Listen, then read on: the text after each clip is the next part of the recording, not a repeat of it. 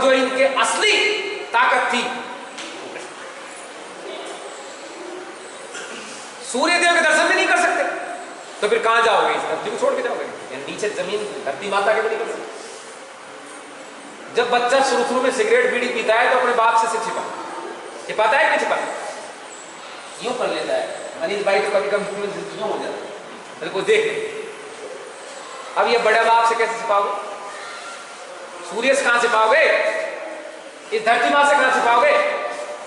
तो क्या इस सकल संसार में कोई जगह है कि जहां हम पाप कर सके? है कोई जगह? कोई जगह नहीं। लेकिन फिर भी नैमित्तिक कर्म के बहाने हमने ये काम शुरू कर दिया, और इस काम को करते हुए वो जो हमारे पूर्वजों का सुयश था, श्री राम, भीष्म, कर्ण, अर्जुन, अभिमन्यु, राजा परीक्षित, माता कुंती, द्रौपदी, मदालसा, हरिश्चंद्र, महाराज दशरथ, उस इनके जितने संचित पुण्य थे, जब तक वो चले, जब तक तो काम चल गया, और जब वो खत्म हो गए, रिचार्ज नहीं किया, तो भाई जी कितना ही हो आपके पास में धन, यदि उसको आप कमाओगे नहीं, ज्यादा। ये मोबाइल जैसा ही सिस्टम है, कितना ही टॉक टाइम हो, यदि दोबारा रिचार्ज नहीं करोगे तो वो खत्म होने चाहिए। ये रिचार्ज करना हम करें कैसे रिचार्ज? अभी एक शिविर चल रहा था पिछले दिनों सावड़ में, तो महार साहब ने कहा कि भाई बिना अग्नि के भोग लगाए यदि जो कोई खाता है तो वो चोरी का फल। क्यों? कि अग्नि किसका रूप है? सूर्यदेव का। सूर्यदेव के ताप से जल वाष्प बनता है, और वाष्प बनता है, इससे अन्न पैदा होता है। तो अन्न हमें जब खाना है, जिसने दिया है उसको उरण अग्निदेव पर भोग। एक ठाकुर साहब खड़े हो, बोले जी अग्निदेव को भोग कैसे लगा? बोले क्यों? बोले साहब हमारे मीन नहावे भोग की चला गया। अब बताओ, नहाए नहीं तो भोग कैसे लगे? अग्निदेव को भोग लगाने के लिए नहाना धोना जरूरी है, और नहाने धोने के लिए आलस्य को त्यागना है, और आलस्य को त्यागने के लिए, आलस्य अपने आप नहीं आता है। कहीं ये समझ रहे कि हमारे तो आ गया साहब आलस्य। हम कहते हैं घर में चिटर बिटर बहुत हो रही है साहब, झगड़ा हो रहा है। मनुष्य तो स्वयं ईश्वर का रूप है, वो थोड़ी झगड़ता है। लेकिन जो नेगेटिव चीजें हैं, जिनको लोग भूत कहते हैं, प्रेत कहते हैं, बुरी चीजें, इनका काम क्या है? इनका काम क्या है? इनका काम मस्तिष्क को स्थिर से हटा देना है।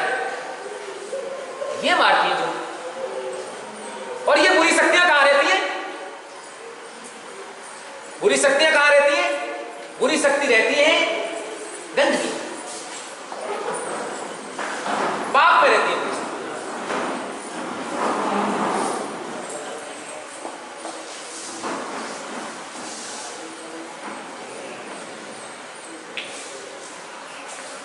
इन बुरी शक्तियों को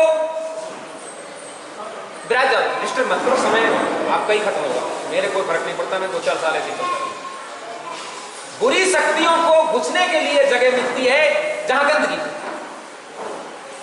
आजकल तो टीवी है, उस पर डिस्कवरी चैनल है, सभी देखते हैं।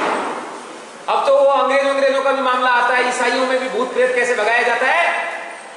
पहले सफाई, फिर जल छिड़कते हैं, फिर जो भी हमारे मंत्र ऐसे उनके भी कुछ आराधना की पद्धतियां हैं, उपासना है, वो करते हैं, और फिर प्रूव करते हैं।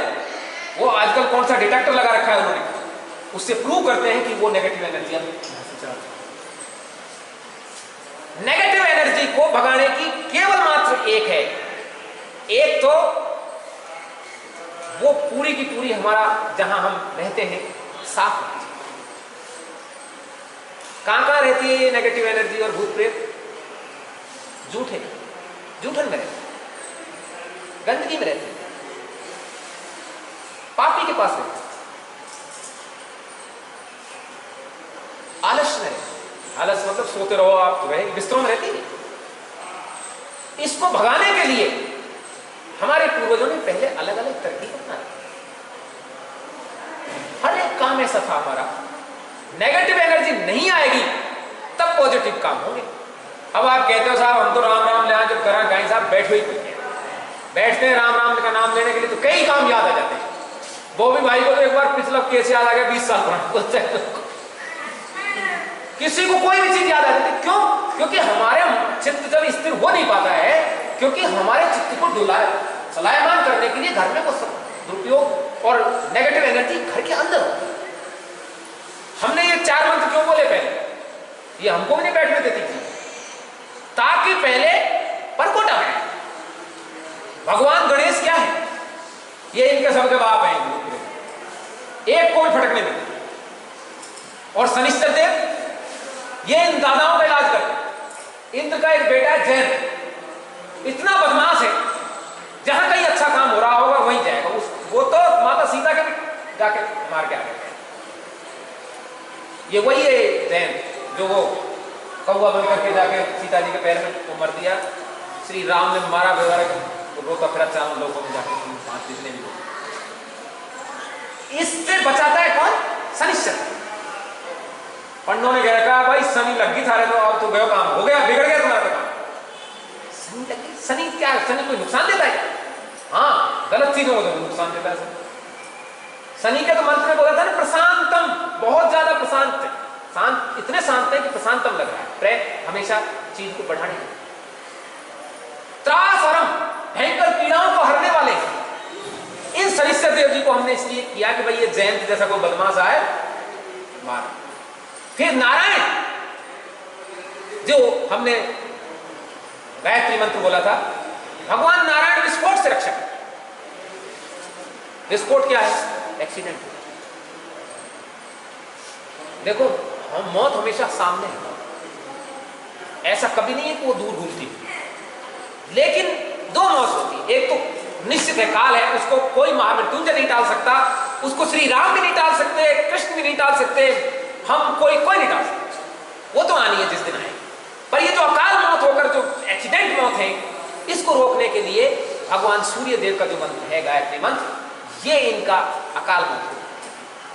और भगवान सदाशिव हमको गुरुत्व शक्ति प्रदान करते हैं, जो हमको ज्ञान प्राप्त करने के लिए हमको सुन। इन चारों का हमने पैरा लगाया।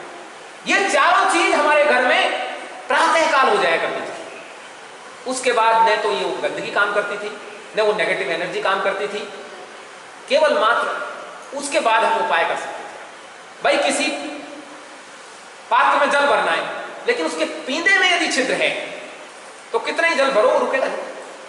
तो पहले इन पेंदे के छिद्र को बंद करना जरूरी है, उसके बाद उसमें जल भरना। ऐसा भी नहीं है कि पींदे में छिद्र तो बंद कर दिया, जल अब भरे नहीं तो भी पास पानी आएगा नहीं उसके अंदर।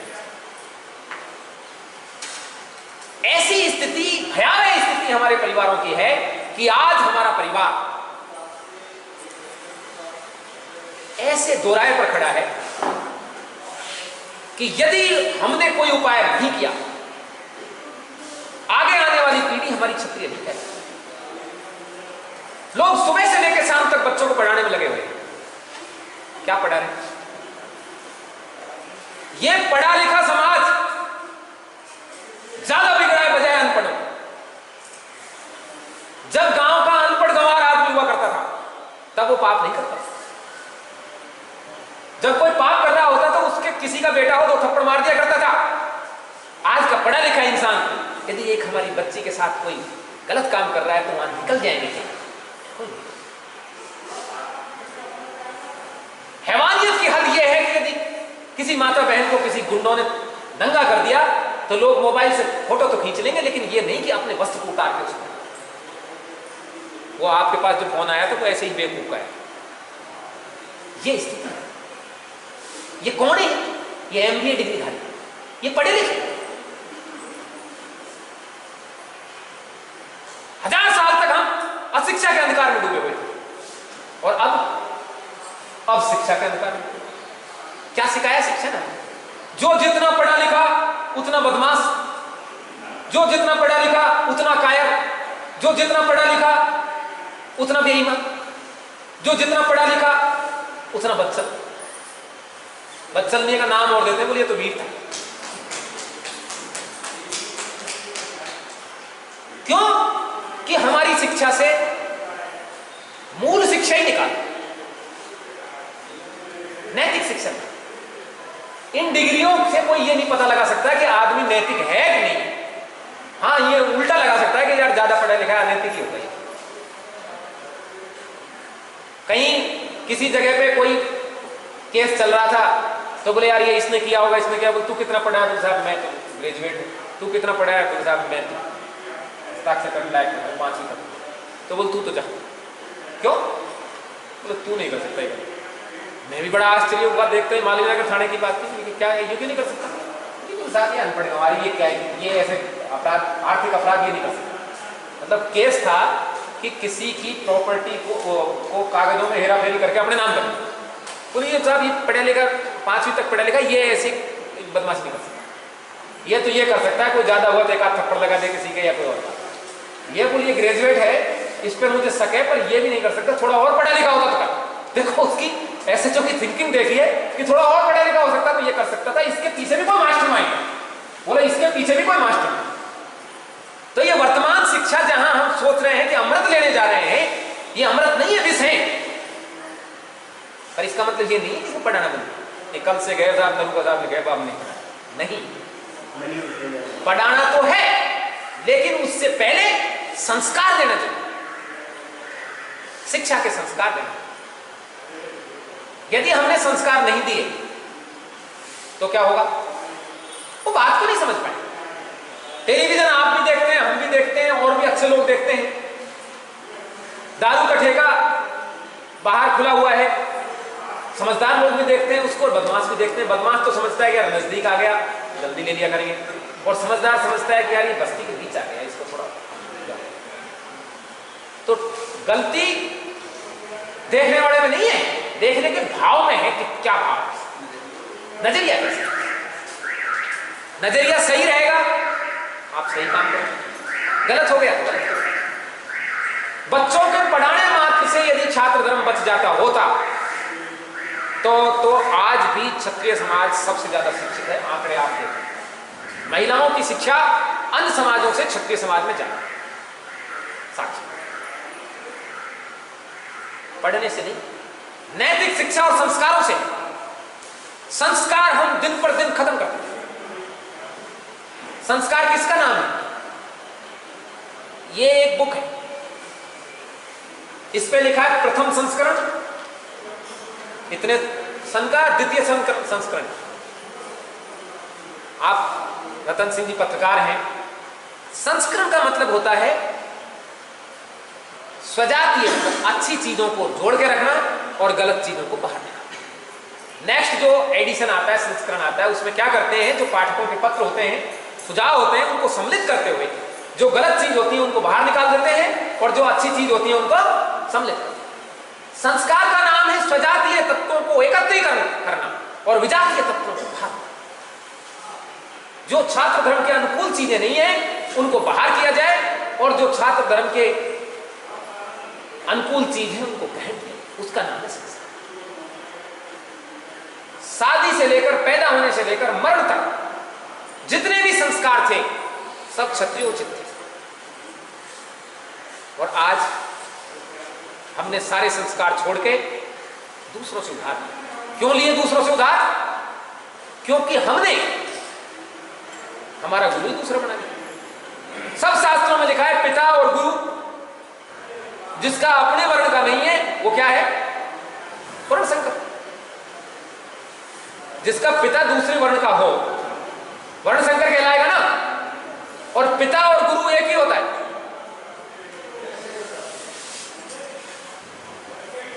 गुरु भी आपको उजाले की ओर ले जाता है, प्रकाश की ओर। और प्रकाश क्या है?